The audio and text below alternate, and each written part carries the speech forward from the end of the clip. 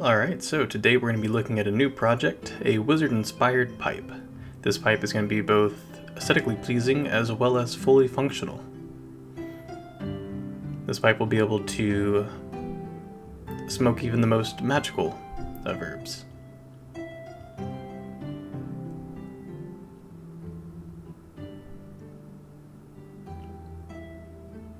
Here you can see a magical opal inlay right inside the walnut wood.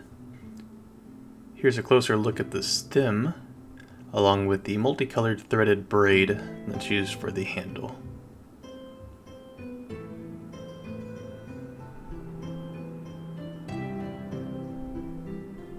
Alright, so for this project I'm going to be using this block of walnut. It's really nice. I was able to get it from a local craft store. It was at a bag of other blocks of wood, so it probably cost about $1. You can see on one side I've marked out what I want the pipe to look like, along with the internal chambers that I'll be using as a guide for later. It's a beautiful piece of walnut. I'm really excited to be able to use it. First step is to take it over to the scroll saw. You're essentially just going to want to follow the guide that you drew on yourself, and just cut it all out, and get ready for the next step.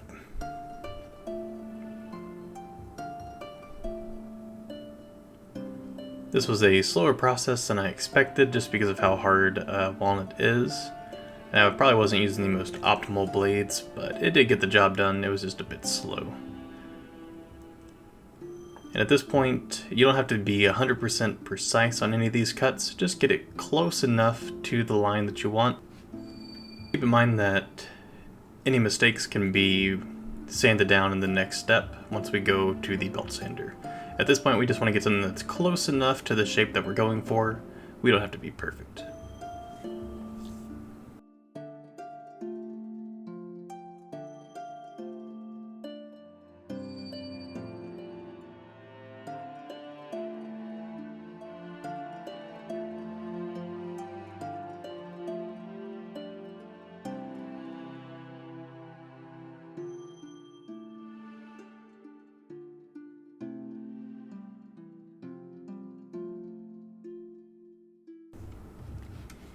The end result of the first step looks like. Sorry, it's a bit out of focus, but you can kind of get the shape there.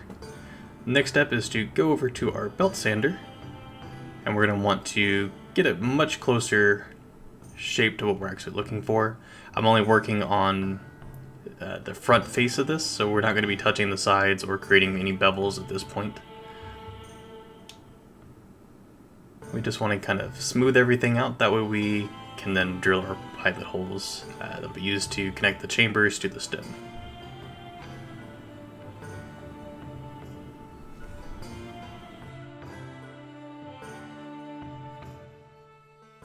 Alright, you're going to watch closely here, as this is a key step. You don't want to miss this. It can happen. There it goes. Okay, you're going to want to fling your project off the wall and onto the ground. Go ahead and inspect it for any damage that probably occurred.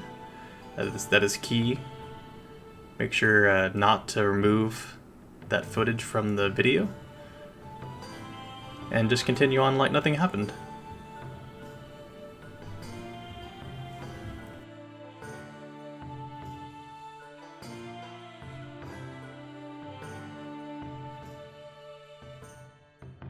Up next, we're going to be working on creating our chambers.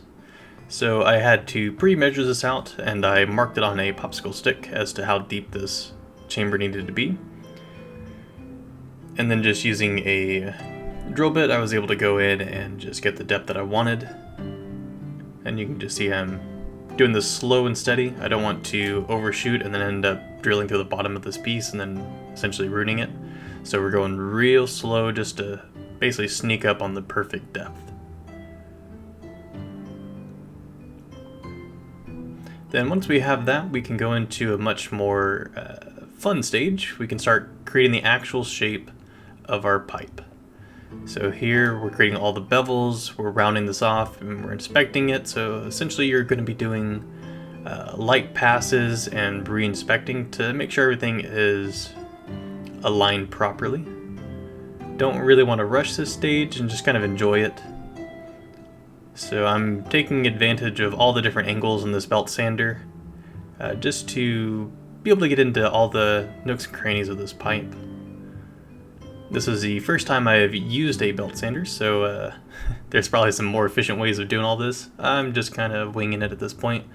But honestly, I was able to get the shape that I wanted pretty easily. Nothing too hard. Did end up losing and throwing my piece across the room a couple of times, but I think that's just par for the course.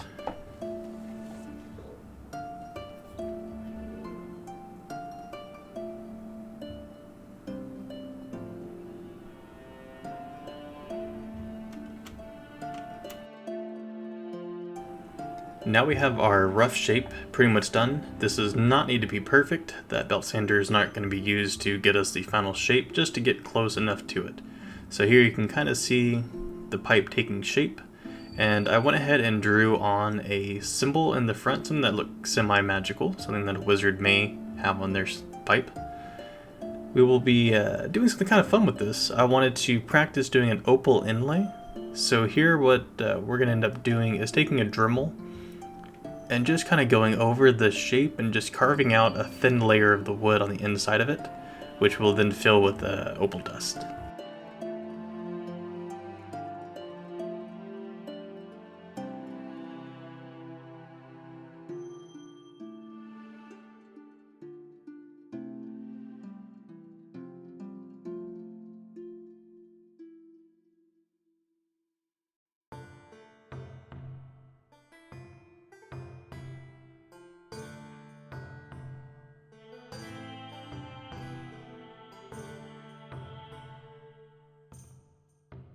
So one mistake that I did make here was not going deep enough with this engraving.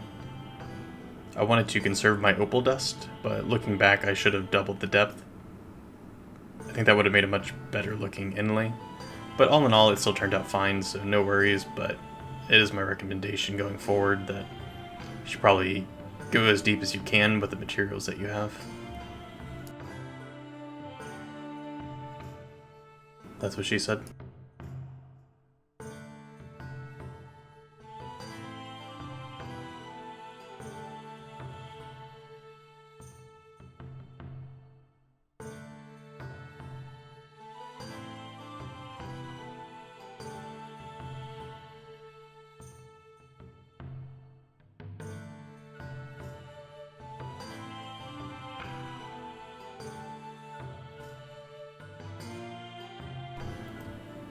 So this is the first time I've tried doing an opal inlay like this. The steps are pretty simple. I'm going to be putting a small amount of super glue into the engraving, followed by a small amount of fine opal dust, just to fill it in. That opal dust should absorb the super glue, and once it hardens up, should be pretty nice to sand down and get into a pretty good shape. So I'm just going to follow that pattern of putting in super glue and then pouring on dust on top until we're all the way around the entire engraving.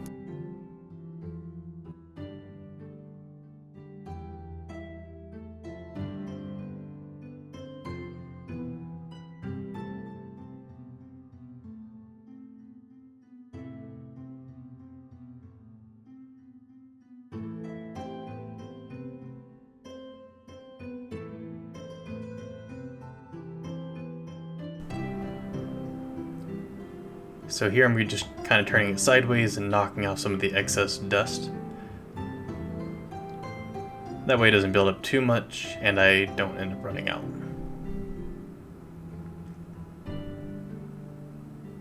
And then lastly, I'm going over the entire thing with just another layer of super glue. This is really just to ensure that everything gets covered.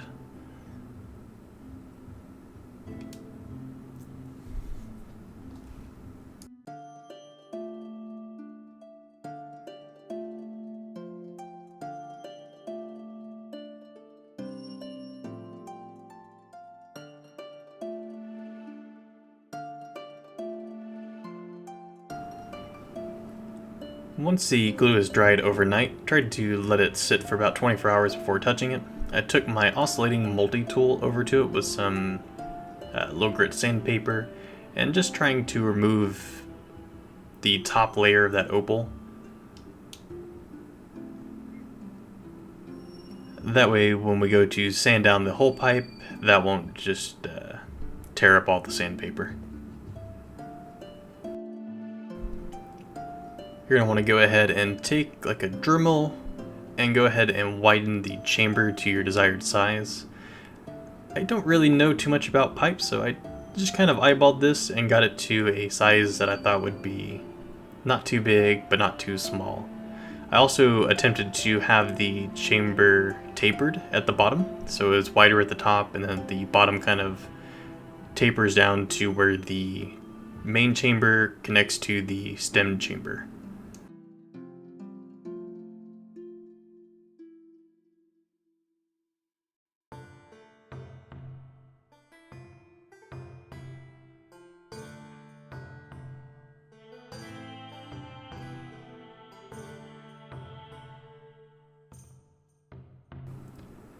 For this next step, we're just going to take the pipe and we're going to sand it down, give it a pretty good approximation of its final shape.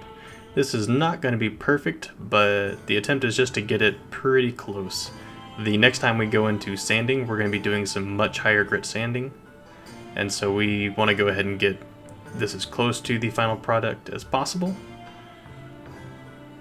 before moving on. So just get it looking good.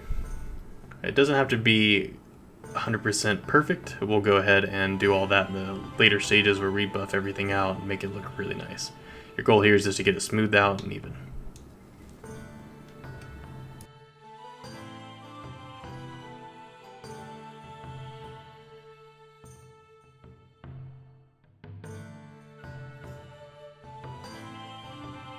Unfortunately, I wasn't able to capture all of the stem making process, but I'll go ahead and explain it here. So this is a 2x4 that I drew the shape of the stem on, took it to the scroll saw, and cut it out.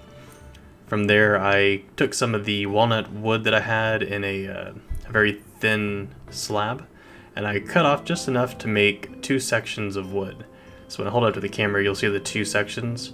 I, using a table saw, cut out a channel in the center and then glued the outer edges together, soaked it in some water, and then put it into this press, getting it its curved shape, and let that sit for about 24 hours.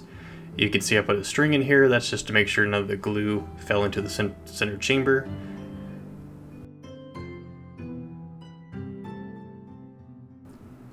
Take the stem over to the bandsaw and give it its rough final shape. This will help hide the fact there's 2 pieces of wood glued together. By the time you get this all polished up, you won't even be able to see the separation. So we're going to smooth it out, so instead of it being angular, we want it nice and rounded. The belt sander made this surprisingly easy. I was able to accomplish this with almost no problems, so highly recommend using a belt sander such as this to do it.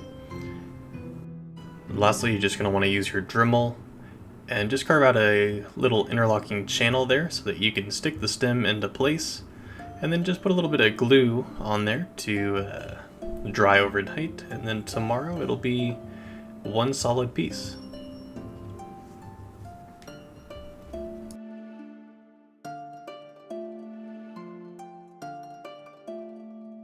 Once the glue is dried, go back to your Dremel and flush up the 2 pieces of wood together.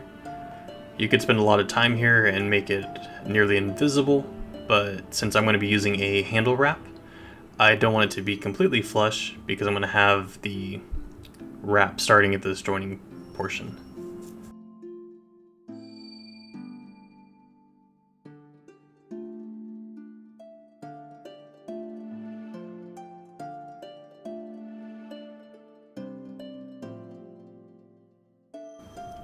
Here is the final step before completion. We're going to be using some very high grit sandpaper. You can see in the background I'm currently at 5,000 grit, and applying some wax on here at the same time. Just going over and making sure this is as smooth as possible. We want to go for a glass-like finish on this wood. So take your time, use extremely high grit sandpaper, and just go until you feel really, really happy with the end result.